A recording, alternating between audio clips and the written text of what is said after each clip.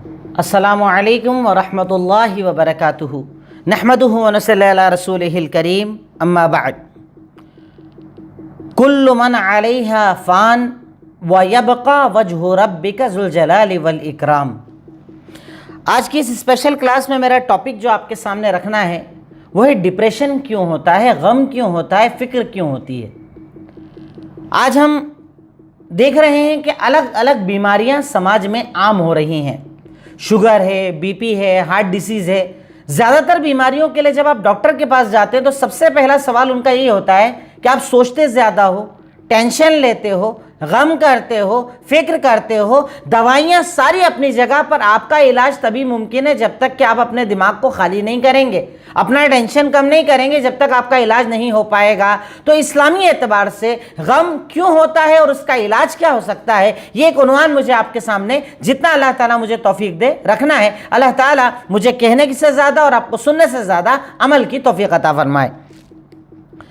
اس تعلق سے سب سے پہلا پوائنٹ کہ غم کیوں ہوتا ہے یا ڈپریشن کیوں ہوتا ہے، اس کو جاننے کے پہلے ایک بنیاد اپنے ذہن میں رکھیں کہ دنیا آزمائش کا گھر ہے۔ یہ دنیا جب تک آپ اس کے اندر رہیں گے نا، کبھی آپ کی آزمائش ختم نہیں ہوگی، امتحانات ختم نہیں ہوں گے۔ تو اس لیے اس کی وجہ سے بہت زیادہ غم و فکر نہیں کرنا چاہیے کہ آزمائش تو ہونا ہی ہے، آزمائش کا ہونا یقینی ہے۔ اللہ رب العالمین نے اس دنیا کو جب بنایا تو ہمارے لیے آزمائش کو مقرر کیا ہے، جیسا کہ اللہ تعالیٰ ارشاد فرماتا ہے سورہ ملک آیت نمبر 2 میں، الذی خلق الموت والحیات لیبلوکم ایکم احسن عملا، کہ جس نے موت و زندگی کو پیدا کیا، اللہ تعالیٰ نے موت کو بنایا، زندگی کو بنایا تاکہ وہ دکھائے کہ تم میں سے عمل کے اعتبار سے بہتر کون ہے۔ موت، زندگی، دنیا میں رہنا، یہ آزمائش ہے۔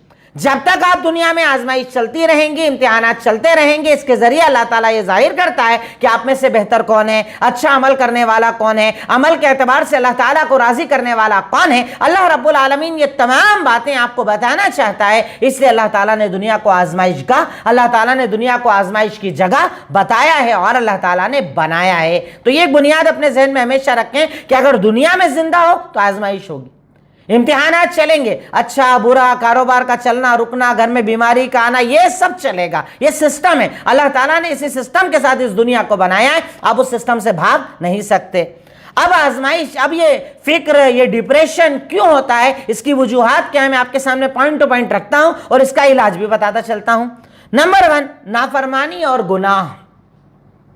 جب انسان گناہ زیادہ کرتا ہے نا تو اس کا سکون غارت ہو جاتا ہے، اللہ تعالیٰ اس کی زندگی سے سکون نکال دیتا ہے، اس کی زندگی میں غم، ٹینشن، فکر بھر جاتا ہے، کیونکہ اللہ کے نبی صلی اللہ علیہ وسلم نے ارشاد فرمایا، صحیح مسلم حدیث نمبر 2553، صحیح مسلم حدیث نمبر 2553، اللہ کے نبی کا فرمان، الاثم ما حاق فی صدرک وکرہت ان یطلع علیہ الناس، کہ گناہ وہ ہے کہ جو تیرے دل میں کھٹکے، تجھے سکون ہی نہ ملے، کھٹکتا رہے، پریشان کرتا رہے، اور تجھے ڈر لگے کہیں لوگوں کو پتہ نہ چل جائے، کہیں لوگ جان نہ جائے۔ تو اللہ تعالیٰ اللہ کے نبی کی زبانی اس حدیث سے ہمیں یہ بات بتا رہا ہے کہ گناہ ایک ایسی چیز ہے کہ اس کے نتیجے میں انسان کی زندگی کا سکون ختم ہو جاتا ہے۔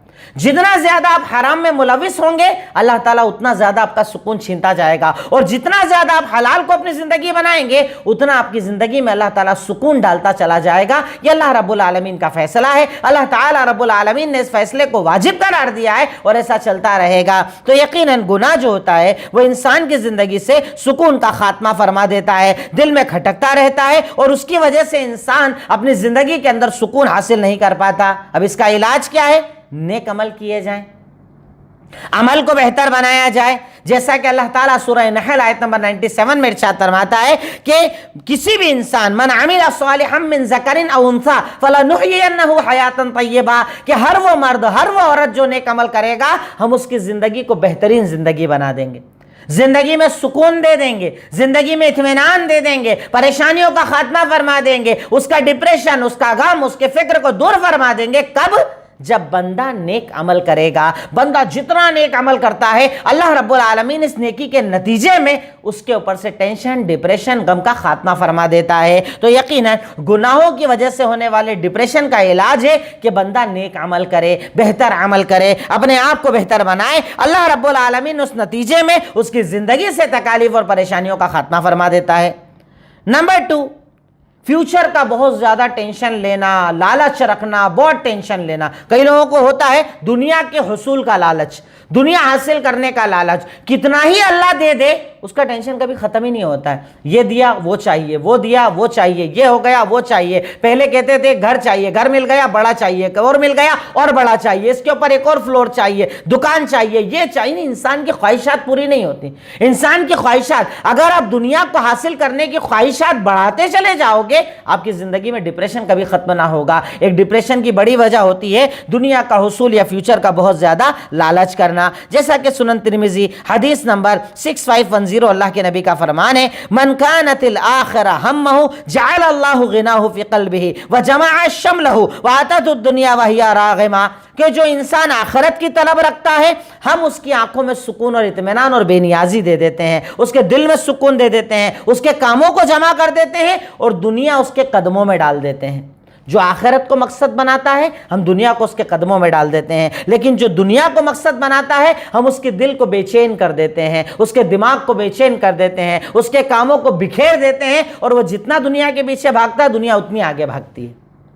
सोचिए आप, डिप्रेशन आज कितना ज़्यादा है लोगों में, गम कितना ज़्यादा है लोगों में। अभी ये चाहिए, ये चाहिए, ये चाहिए, ये हासिल करना, वो हासिल करना। अब दुनिया के हुसूल का जितना लालच बढ़ाते हैं ना, अल्लाह रब्बुल आलमीन उसी मुकाबले में आपकी ज़िंदगी में डिप्रेशन और गम को डाल देता है। अल्लाह के नबी का यह फरमान देखिए कितना ही प्यारा है कि अल्लाह के नबी कह रहे हैं, जो आखिरत को मकसद बनाता है, हम उसके दिल को सुकून दे देते हैं, बेनियाजी दे देते हैं, दुनिया उसके कदमों में डाल देते हैं। और जो दुनिया को मकसद बनाता है, हम उसके कामों को बिखेर देते हैं, बेइत्मीनानी दे देते हैं और दुनिया जितने वो भागेगा, दुनिया उससे उतना आगे भागने लगती है। तो इससे पता चलता है कि अगर आप डिप्रेशन के शिकार हैं तो आपको ये गौर करना चाहिए, कहीं आपने दुनिया को अपना मकसद तो बना नहीं लिया है, कहीं आप दुनिया हासिल करने की लालच में तो नहीं लग गए, कहीं आप दुनिया दुनिया दुनिया कमाने को सब कुछ नहीं समझते। अगर ऐसा है तो यकीनन आपकी जिंदगी में गम, डिप्रेशन आएगा, फिक्र रहेगी और कभी आपको सुकून हासिल ना होगा। अब इसका इलाज क्या है? इसका इलाज सबसे पहले है आखिरत के बारे में सोचो, जन्नत की नेमतों के बारे में सोचो, जन्नत की तलब के बारे में सोचो। जैसा कि अल्लाह ताला कहता है सूरह आला में, अल्लाह ताला ने इरशाद फरमाया, क़द अफ़लह मन तज़क्का व ज़करा अस्म रब्बिही फ़सल्ला बल तु'थिरूनल हयात दुनिया वल आखिरतु खैरुन व अबक़ा। कामयाब हो गया वो जिसने अपना तज़किया किया, नमाजें पढ़ी, अल्लाह को याद किया, ज़िक्र किया अल्लाह ताला का, और तुम लोग दुनिया को तरजीह देते हो जबकि आखिरत ज़्यादा बेहतर और भली है। यानी जब बंदा आखिरत के बारे में सोचता है ना, तो अल्लाह ताला उसकी ज़िंदगी में सुकून देता है। दुनिया को अपना मकसद मत बनाओ, आखिरत को अपना मकसद बनाओ, आखिरत की तलब को अपना मकसद बनाओ। याद करो ना कि जन्नत की नेमतें कभी खत्म ना होंगी। जन्नत में जो मांगोगे दिया जाएगा। जन्नत में मौत नहीं, फना नहीं, हसद नहीं, कपट नहीं, कुछ होने वाला नहीं। जन्नत में अल्लाह ने जो दे दिया वो आपका है, आप उसके मालिक हैं, आप उसमें हमेशा रहेंगे। ये दुनिया के आप मालिक नहीं है। आप कितना बड़ा घर बना लीजिए, कब्र में तो जाना पड़ेगा ना, मरना तो पड़ेगा ना। इसलिए दुनिया को अपना मकसद मत बनाइए, बल्कि आखिरत को अपना मकसद बनाइए। अगर वो होता है तो अल्लाह रब्बुल आलमीन इंसान की जिंदगी में सुकून दे देता है। इसी पर एक रिवायत भी देख सकते हैं, सहीहुल जामे की रिवायत है, 7816 हदीस का नंबर है, अल गिना फिल क़ल्ब वल फ़क्र फिल क़ल्ब। अमीरी का ताल्लुक भी दिल से है और गरीबी का ताल्लुक भी दिल से है। मन काना अल गिना फी क़ल्बिही ला यदुर्रु मा बक़िया मिन दुनिया। अगर किसी के दिल में अमीरी है ना, तो दुनिया की छूटी नेमतों पे उसे फ़र्क नहीं पड़ता, और जिसके दिल में फ़कीरी है ना, अल्लाह कितना ही दे दे उसको कम पड़ता है। अल्लाह रब्बुल आलमीन ने अमीरी और गरीबी का ताल्लुक दिल से बताया है कि तुम दिल को बेनियाज करो, तुम दिल को आखिरत से जोड़ो, तुम दिल को अल्लाह से जोड़ो। जितना तुम आखिरत से अपने आप को जोड़ोगे, ये दुनिया का हुसूल कमजोर हो जाएगा, और जब दुनिया का टेंशन कम हो जाएगा तो वैसे डिप्रेशन कम हो जाएगा। ये करना है, वो करना है, ये चाहिए, वो चाहिए, ये सब तो डिप्रेशन देता है ना। इसे कम करने के लिए आखिरत के बारे में सोचो, आखिरत की फिक्र को बढ़ाओ, तो अल्लाह रब्बुल आलमीन इंशाअल्लाह तुम्हारे पास जो मौजूद है ना, उसके जरिए अल्लाह ताला तुम्हें सुकून देगा, अल्लाह ताला तुम्हें इत्मीनान देगा। अल्लाह ताला ने यकीनन इसे बड़ी बुनियादी चीज बताया है, और अल्लाह ताला इसके जरिए डिप्रेशन और गम का खात्मा फरमाता है। इसके लिए आप नबी की जिंदगी को देखो, सहाबा की ज़िंदगी को देखो, हिजरत के मामलात को देखो कि उन्होंने तो जो था वो भी दिन के लिए छोड़ दिया था,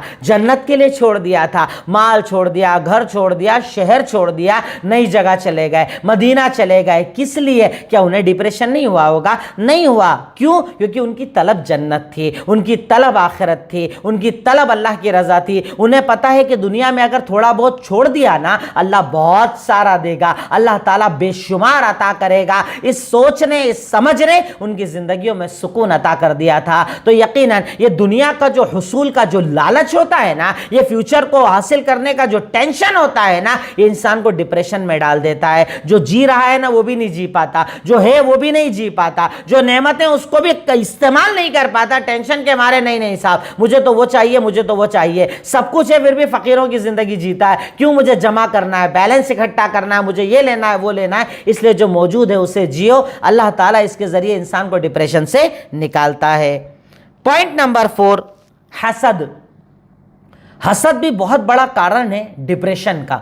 बहुत सारे लोग हसद की जिंदगी जीते हैं, बस हसद हसद हसद, इससे हसद, उससे हसद, ये कहाँ से लाया, वो कहाँ से लाया, इसे कहाँ से मिला, उसे कहाँ से मिला, इसका माल कहाँ का, इसका दौलत कहाँ का, सब बस इसी के अंदर लगे रहते हैं। हसद हसद हसद। ये हसद जानते हैं, हसद करने वाला सबसे पहले सबसे बड़ा नुकसान खुद का करता है, दूसरे का नहीं करता। वो खुद का नुकसान सबसे पहले करता है, क्योंकि वो सोचता ही वही है, उसका दिमाग ही उसी में चलता है, वो बार बार उसी चीज को याद करता है। तो ये हसद असल में इंसान को इतना ज्यादा परेशान करता है कि वो डिप्रेशन में चला जाता है। बीपी का मरीज, शुगर का मरीज, दिल का मरीज, न जाने कितनी बीमारियां इसे आ जाती है, क्योंकि ये सोचता बहुत ज्यादा है। ये जब सोचता है दूसरों ही के बारे में सोचता है, दूसरों की नेमत के बारे में सोचता है, इसकी गाड़ी की फिक्र, उसके घर की फिक्र, इसके कारोबार की फिक्र, यही खाई जाती है उसको, और इस चक्कर के अंदर वो डिप्रेशन में आ जाता है। तो हसद यकीनन एक बहुत बड़ी चीज है, जिसके बारे में सही तरगीब व तरहीब की रिवायत है।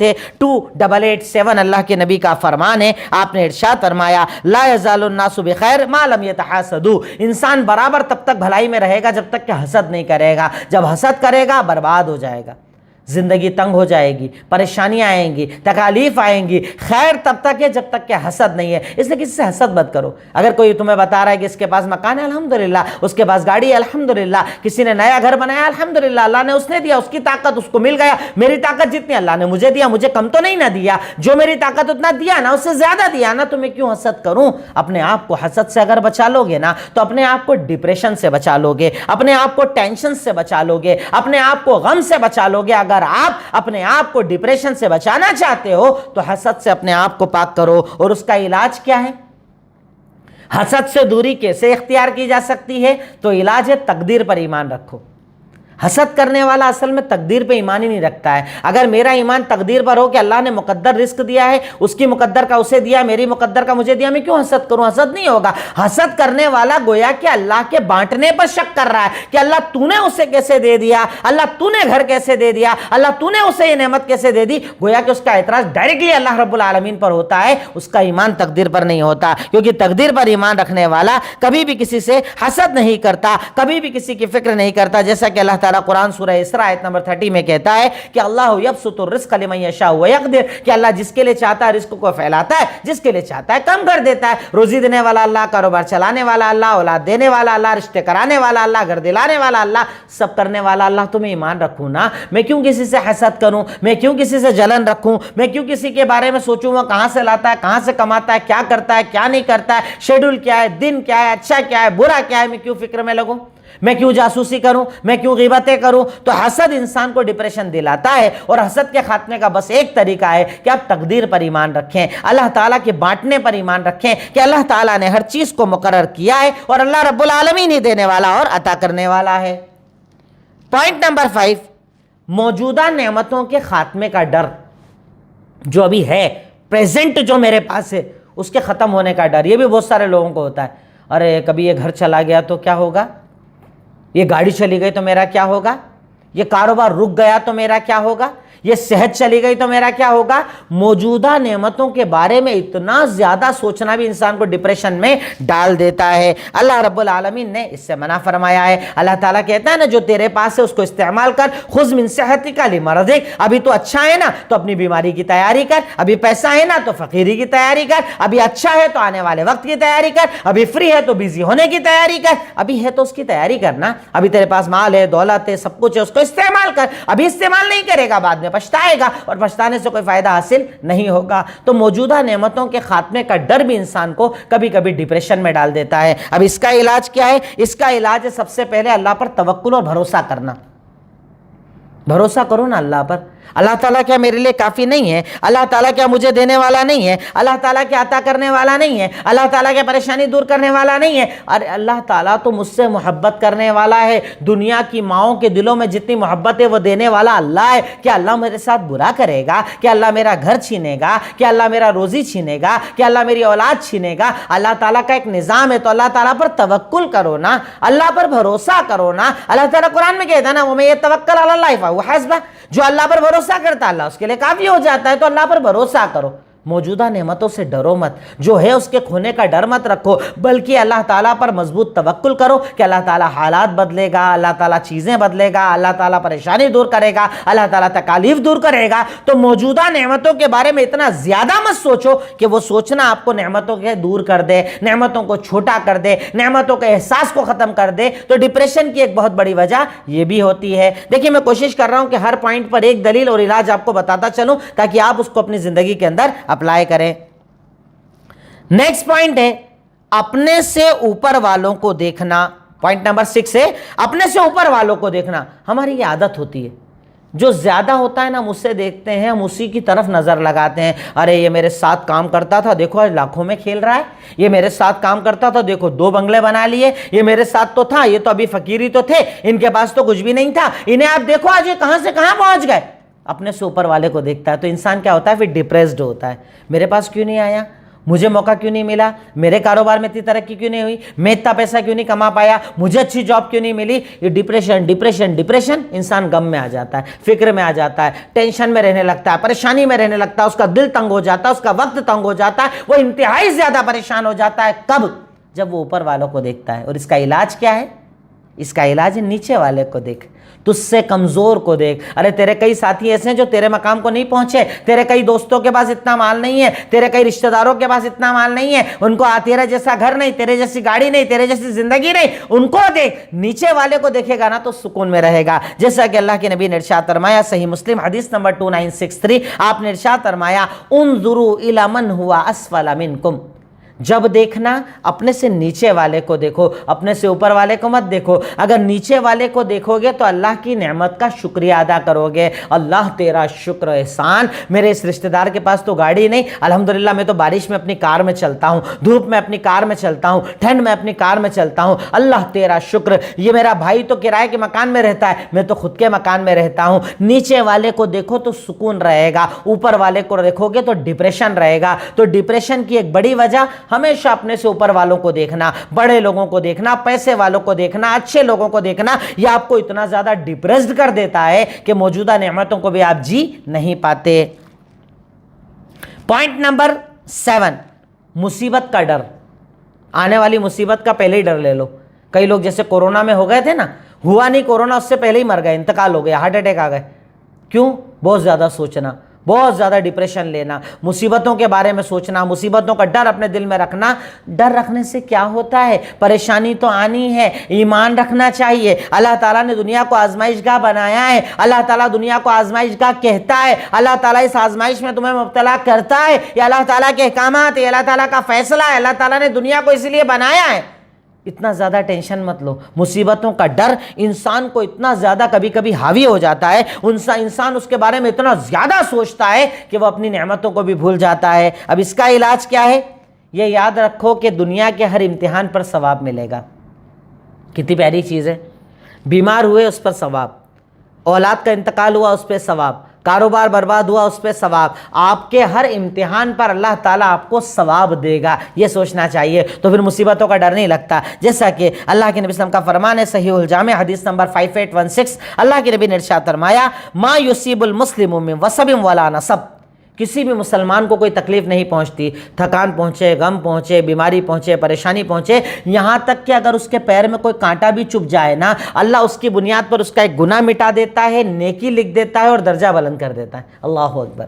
آپ کو جب کوئی دنیا میں تکلیف آتی ہے نا، اس کا نتیجہ یہ ہوتا ہے کہ اللہ رب العالمین اس تکلیف کے نتیجے میں آپ کا ایک گناہ مٹا دیتا ہے، ایک نیکی لکھ دیتا ہے اور آپ کا ایک درجہ بلند کر دیتا ہے۔ سوچئے پھر کیسا ٹینشن، پھر کیا غم، پھر کیا فکر۔ اگر آج میرے بارے میں کوئی برا کہہ رہا ہے، مجھے کوئی پریشان کر رہا ہے، مجھے کوئی تکلیف دے رہا ہے، میں کسی تکلیف اور مصیبت میں ہوں، تو مجھے تو اس کا ثواب مل رہا ہے نا، مجھے تو اس کا فائدہ مل رہا ہے نا، اللہ مجھ سے راضی ہو رہا ہے نا، اللہ تعالیٰ مجھے اجر و ثواب عطا کر رہا ہے نا۔ اگر بندہ اس بارے میں یقین کر لے، انشاءاللہ اسے ٹینشن نہیں ہوگا، غم نہیں ہوگا، فکر نہیں ہوگی، پریشانی نہیں ہوگی، تکالیف نہیں آئے گی۔ کیوں تکلیف کروں جب میرا اللہ تعالیٰ اس کے بدلے میں مجھے ثواب عطا کر رہا ہے، اللہ رب العالمین مجھے بدلہ دے رہا ہے۔ اسی تعلق سے ایک دوسری روایت صحیح الجامع حدیث نمبر 2110 میں اللہ کے نبی نے ارشاد فرمایا، ان عزم الجزاء مع عزم البلاء۔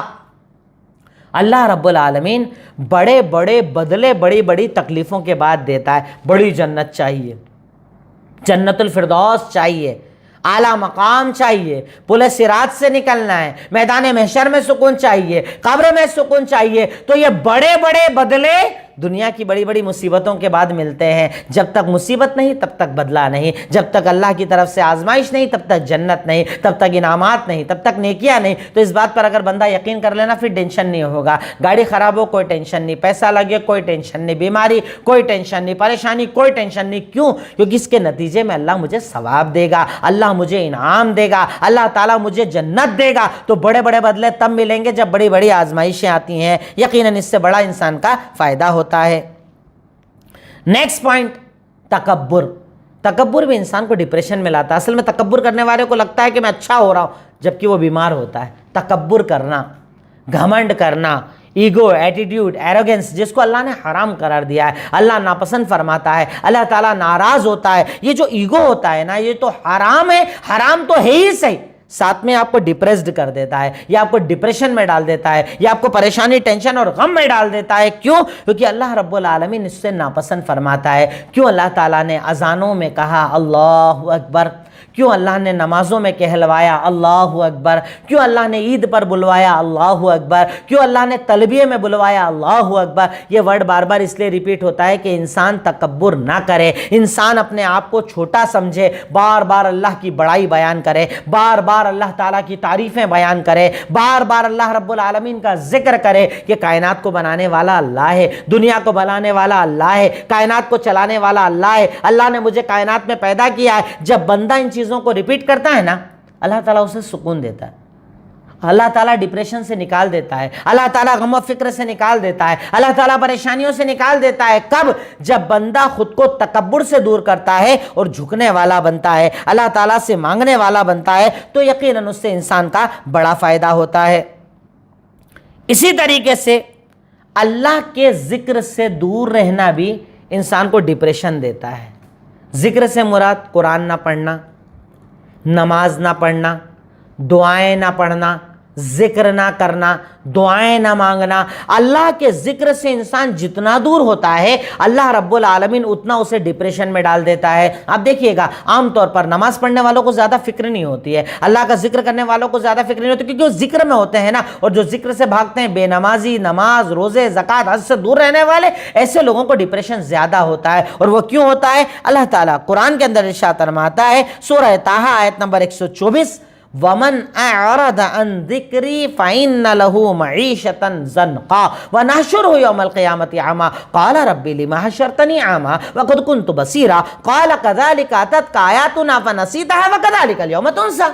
اللہ تعالیٰ کہتا ہے کہ جو ہمارے ذکر سے اعراض کرتے ہیں، قرآن نہیں پڑھتے، نماز نہیں پڑھتے، ذکر نہیں کرتے، جو اعراض کرتے، اگنور کرتے، چھوڑتے ہیں، بھاگتے ہیں، تو ہم جانتے ہیں اللہ کیا کہتا ہے، ان کو عذاب کیا دیا جاتا ہے؟ معیشتاً ضنکا، تنگ دنیا دی جاتی ہے، دنیا تنگ کر دی جاتی ہے، دل تنگ کر دیا جاتا ہے، پریشانی، غم، ٹینشن، فکر میں لگا ہی رہے گا۔ وہ کون؟ جو اللہ کے ذکر سے بھاگے گا۔ اور قیامت کے دن اللہ کہتا ہم اسے اندھا اٹھائیں گے، وہ کہے گا اللہ تعالیٰ جب میں مرا تب تو میری آنکھیں تھیں، اب میں اندھا کیوں ہوں؟ کہا دنیا میں تو نے ہمیں بھلا دیا، آج ہم نے تجھے بھلا دیا، ہم تیری طرف دیکھیں گے نہیں، تیری باتوں کو سنیں گے نہیں۔ تو اللہ کا ذکر نہ کرنے سے ٹینشن ہوتا ہے، غم ہوتا ہے، ڈپریشن ہوتا ہے۔ تو اب اس کا علاج کیا ہوا اپوزٹ میں؟ اللہ کا ذکر کرو، اللہ کو یاد کرو, اللہ تعالیٰ کا ذکر, قرآن کا ذکر, بہت کچھ جو کر سکتے ہو کر. جیسا کہ اللہ تعالیٰ سورہ رعد آیت نمبر 26 میں ارشاد فرماتا ہے, الا بذکر اللہ تطمئن القلوب, اللہ کا ذکر کرنے سے دلوں کو سکون آتا ہے. اللہ تعالیٰ دلوں کو سکون دیتا ہے, اللہ تعالیٰ دلوں کو اطمینان دیتا ہے.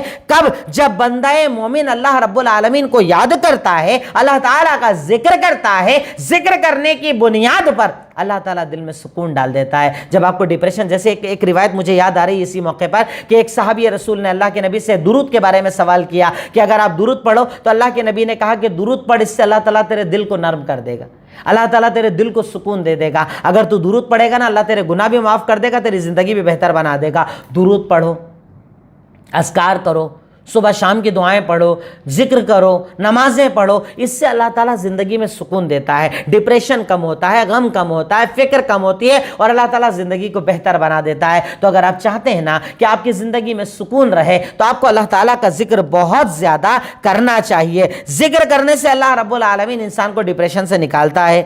نیکسٹ اگلا پوائنٹ ہے, تنہائی میں بھی انسان کو ڈپریشن زیادہ ہوتا ہے. جب انسان تنہا ہوتا ہے نا تب ڈپریشن زیادہ ہوتا ہے. اس لیے تنہائی کو نہیں, ساتھیوں کو چنو. بھئی اگر شادی نہیں ہوئی ہے شادی کر دی جائے, شادی ہو گئی ہو تو بیوی کے ساتھ, شوہر کے ساتھ وقت گزارا جائے. اس سے اللہ رب العالمین انسان کو ڈپریشن سے نکالتا ہے. کیونکہ جتنا آپ اکیلے رہیں گے نا اتنا آپ کا دماغ بٹے گا, اتنے آپ کے دماغ میں چیزیں چلے گی. تو تنہائی بھی انسان کا بہت بڑا دشمن ہوتی ہے. اگر انسان رشتوں کے ساتھ رہتا ہے نا تو اس کا ڈپریشن کم ہوتا ہے, اس کا غم ہوتا ہے. اسی لیے شریعت نے کہا نا کہ یا معاشر الشباب من استطاع منکم الباءۃ فلیتزوج, اے نوجوانوں کی جماعت, جیسے اللہ تمہیں طاقت دے. صحیح بخاری حدیث نمبر 1905 کہ جیسے ہی طاقت ہو ویسے شادی کر لیا کرو, ساتھ رہنے سے سکون ملتا ہے. اللہ تعالیٰ قرآن کے اندر کہتا ہے نا کہ وَمِنْ آیَاتِهِ أَنْ خَلَقَ لَكُم مِّنْ أَنفُسِكُمْ أَزْوَاجًا, یہ اللہ کی نشانی ہے کہ اللہ نے تمہارے لیے تمہاری طرف سے تم میں سے یہ عورتوں کو پیدا کیا تاکہ تم سکون حاصل کرو. تو میاں بیوی کا جو یہ جوڑا ہوتا ہے نا, اس سکون کا ذریعہ ہوتا ہے. اسی طریقے سے پریوار, دوست احباب, ساتھی, اچھے لوگ, ان کے ساتھ رہنے سے بھی انسان کا ڈپریشن ذرا کم ہو جاتا ہے. انسان سکون کی زندگی جی پاتا ہے. تو اگر آپ کو سکون چاہیے تو آپ کو کوشش کرنا چاہیے کہ اللہ رب العالمین کی طرف سے جو رشتے اللہ نے آپ کو دیے ان سے منسلک ہو جائیے, ان سے جڑ جائیے, تو اللہ رب العالمین غم و فکر کا خاتمہ فرما دیتا ہے. نیکسٹ پوائنٹ ہے دعا. یعنی غم کب ہوتا ہے؟ جب انسان دعا نہیں مانگتا. تو اس کا ایک علاج ہے دعا, کہ بندہ دعا کرے. جیسا کہ انبیاء کرام کی دعائیں جو اللہ تعالیٰ نے قرآن میں ذکر کی ہے, انما اشکو بثی وحزنی الی اللہ, اللہ تعالیٰ کی طرف میں اپنا غم, اپنی فکر, اپنی ٹینشن کا شکایت کرتا ہوں, اللہ میرا علاج کرے. اللہ کے نبی نے ہمیں دعا سکھائی, اللہم انی اعوذ بک من الہم والحزن والعجز والکسل والبخل والجبن وضلع الدین وقہر الرجال. ایسی کئی دعائیں جو اللہ کے نبی نے سکھائی ہیں. بڑا آسان ہے, آپ گوگل پر جائیں, دعائیں سرچ کریں, آپ کو ڈھیر ساری دعائیں مل جائیں گی. تو دعائیں بھی یقیناً انسان کے غم کو ختم کرنے کی, انسان کو فکر کو ختم کرنے کی, اس کے ٹینشن کو ختم کرنے کا ایک بہت بڑا ذریعہ ہوتا ہے. کیونکہ آپ اور ہم سب آج ڈپریشن کا شکار ہو رہے ہیں, ٹینشن کا شکار ہو رہے ہیں, غم کا شکار ہو رہے ہیں. تو اینڈ میں یہ میں کچھ علاج آپ کو الگ سے بتا رہا ہوں کہ ان علاجوں کو اپنے پاس رکھیں, کہ دعا کریں تو اللہ رب العالمین اس سے آپ کو بڑا سکون دے گا. اسی طریقے سے ایک علاج اور ہوتا ہے, صحیح الجامع حدیث نمبر 1410, اللہ کے نبی نے ارشاد فرمایا, ان اردت ان تلین قلبک فاطعم المسکین وامسح راس الیتیم.